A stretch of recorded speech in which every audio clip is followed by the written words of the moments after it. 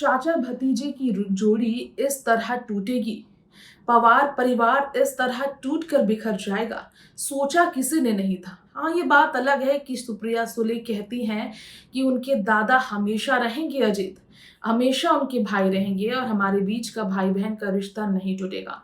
सियासी विचारधाराएं अलग होने के कारण अब राजनीति में हमारे कदम साथ भले ना हो, लेकिन परिवार एक है और नफरत का रिश्ता कभी उत्पन्न नहीं होगा हमारे बीच।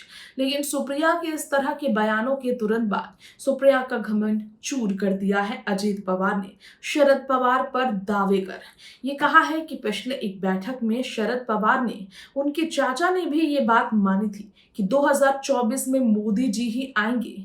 अब ऐसे में अजीत पवार शरद को लेकर ये दावे क्यों कर रहे हैं, सवाल ये उठता है। दूसरा सवाल ये है कि शरद पवार जो अभी तक रिटायरमेंट नहीं लिए, जब संन्यास लेना चाहते थे तो उनके संन्यास के खिलाफ आवाज उठाने वाले एनसीपी नेताओं में अजीत पवार ही थे।